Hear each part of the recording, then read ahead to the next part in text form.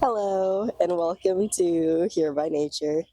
Today we're going over the book of Joshua and the key verse, which is 11:23. And I'm using the New Living Translation instead of the ESV like normal. So, if you want to go ahead and flip to that in your Bible, I am going to read the ESV Journaling Study Bible Notes on Joshua. Author and date. While this book mentions Joshua writing, it does not claim he wrote the book. The repeated references to something existing to this day seem to suggest that there was a significant lapse of time between the events recorded in the book and the time when the writing of the book was completed. The final writing may have taken place in the time of the exile, but the writing probably began much earlier. The overall theme: Joshua records part 2 of God's grandest work of redemption in the Old Testament period. In part 1, the Pentateuch, the Lord redeemed his people out of slavery in Egypt and formed his covenantal love for them at Sinai. Moses led the people during that time. Now, in part 2, under the leadership of Joshua, the Lord brings his people into the land of promise and gives them rest. The purpose and background. The book of Joshua seeks to explain God's purpose in the events surrounding Israel's capture of and settlement in Canaan. Those events are seen as the fulfillment of God's promises to Abraham, Isaac, and Jacob. Such an account would have been relevant to ancient Israel from its earliest arrival in Canaan and to every generation of God's people to the present day. Joshua comes immediately after the Pentateuch and in many ways completes its story. The theme of the first 5 books of the Bible is the progressive fulfillment of the patriarchal promise made first to Abraham, Genesis 12:1-3, and repeated to his son Isaac, Genesis 26:2-4, and his grandson Jacob, Genesis 28:13-15. The Lord promised Abraham and his descendants that they would be blessed and would become a blessing to others, that they would grow to become a great nation, and that they would be given a land of their own, and that these blessings would be enjoyed within a close covenant relationship with God. By the end of the Pentateuch, Israel has been brought into a covenant relationship with the Lord and has become a great people, but they remain outside the land of promise, on the plains of Moab. 40 years before, the Lord has chosen Moses to lead his people out of slavery in Egypt and bring them to the land he had promised. Now, after so many years of wandering, Joshua, the new Moses, is to lead God's people into the land, take it, and divide it among them as their inheritance from the Lord. There are 10 key themes to the book of Joshua. They are: the Lord's continuing presence is the key to strength and courage. The importance of the Lord's instruction for succeeding in one's mission and acting with wisdom. The ability of the Lord to save the outsider and the danger of the insider falling away. The Lord as divine warrior and the reality of judgment. The danger of failing to ask the Lord. The Lord as protector of the covenant. The unity of the people of God. The sovereignty of God in giving his people a place and rest. The faithfulness of God in fulfilling all his good promises. The necessity of removing false gods and worshiping God alone. And again, that key verse is 11:23. I forget. I'm using the New Living Translation instead. So that reads, So Joshua took control of the entire land, just as the Lord has instructed Moses. He gave it to the people of Israel as their special possession, dividing the land among the tribes. So the land finally had rest from war. The first key theme is God is faithful to fulfill every promise. The conquest of the promised land was not ultimately about Israel's military strength. It was about God keeping his word. What he promised to Abraham, Isaac, Jacob, and Moses came to pass through his perfect faithfulness. The book of Joshua repeatedly reminds us that God's promises may take time, but they never fail. This also reflects the call believers have today to trust God fully, even when fulfillment feels delayed. The journal prompts for the first key takeaway are: where in my life have I seen God remain faithful even when I doubted or grew impatient?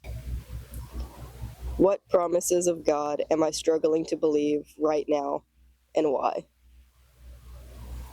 How can I actively live with greater trust in God's timing instead of relying on my own control? The second key takeaway is obedience opens the door to spiritual victory.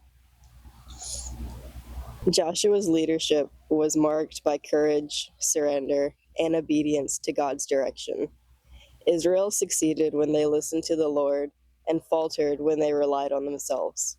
The book teaches that spiritual victory is not achieved through human effort alone, but through faithful obedience and dependence on God. Obedience is not merely rule following, it is an act of worship and trust that positions us to participate in God's mission. The journal prompts for the second key takeaway are: is there an area of my life where partial obedience is keeping me from experiencing spiritual growth? What does courageous obedience to God look like in my current season? How can I better align my daily decisions with God's word instead of cultural pressure or personal comfort? And the third key takeaway is God desires his people to live in his rest. The final phrase of the key verse, the land has rest from war, points beyond physical peace. It foreshadows the deeper spiritual rest found in God's presence and provision. After seasons of battle, striving, and uncertainty, God desired his people to dwell securely with him. The book of Joshua reminds believers that God does not simply call his people to fight battles. He calls them into covenantal relationship, peace, and spiritual rest. The journal prompts for the third key takeaway are: what battles in my life are preventing me from experiencing God's peace and rest? Do I truly believe that rest is a gift from God, or do I feel the need to constantly strive? How can I intentionally create space to rest in God's presence and remember his faithfulness? So, for the personal reflection part, I may do a couple, but I want to start on one specifically. So, it's the first key takeaways. Second question. What promises of God am I struggling to believe right now, and why? So, this one needs a little bit of a backstory. So, one of the ladies in my small group, she says that it's written on every woman's heart how many children she's going to have. And I truly feel like I'm going to have at least one. she said whenever she had her first, she was like, or before she had her first, I'm just gonna have one and done kind of thing. And after she had her first, she was like, nope, I'm gonna have another. So she had that second one, and she was like, yep, I'm done now. So in similar form, I feel I'm supposed to have at least one. So even though technically God hasn't promised me personally, like spoken to me that I'm going to have one child to however many kids, I do get hung up on the be fruitful aspect of being a Christian a lot, just because in the past I've been what some would call barren, infertile. We've had an infertility stint, and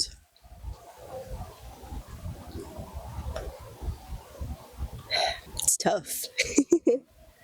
It's been going on for a few years at this point, and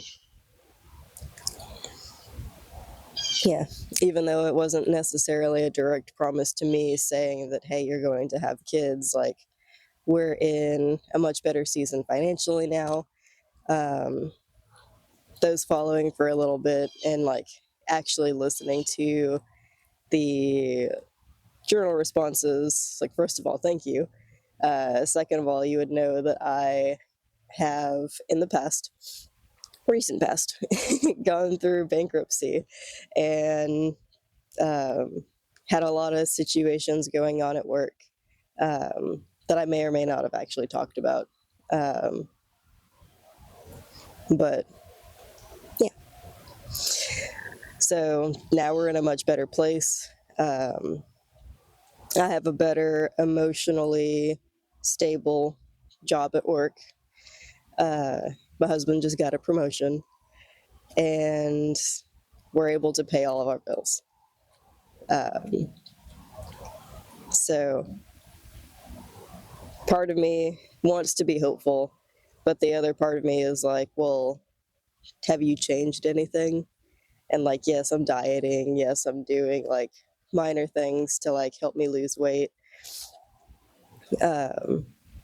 Just because I hit 200 pounds. And I was like, I'm not doing this. So I started keto diet, and I'm down to 174 right now.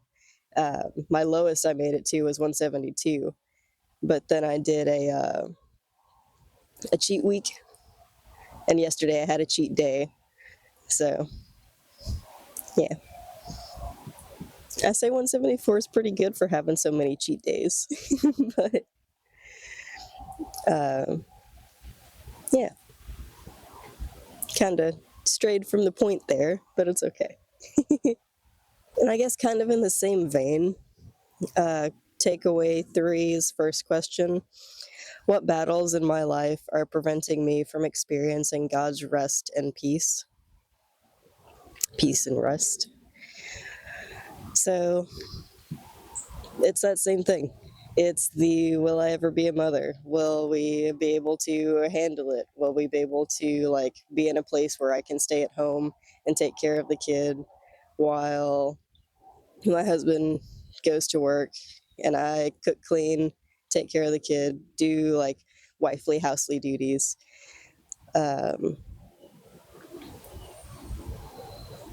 Yeah, just the worry and the anxiety of the unknown.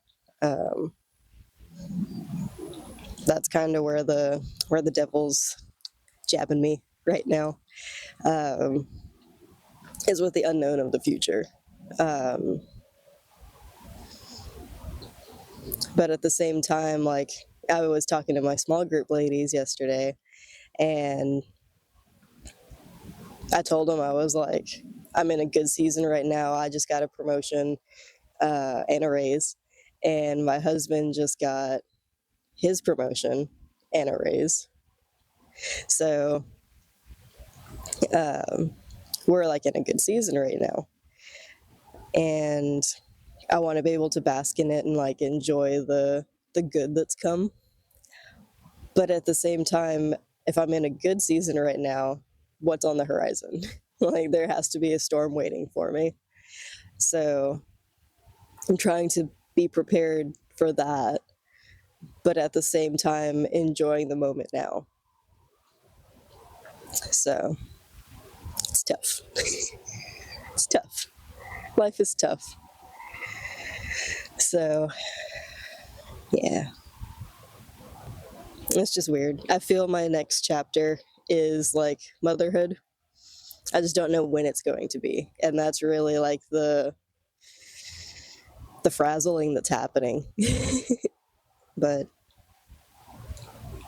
just have to remember that it's in his timing, and who knows, maybe we'll be in a totally different situation at that point, and like not even in Southeast Texas anymore. Maybe we'll be up in North Texas. And yeah, we'll see what the future holds in a positive way. So hopefully you heard whatever it is you needed to hear today. And until next week, friends, I'll see you then, and have a blessed one.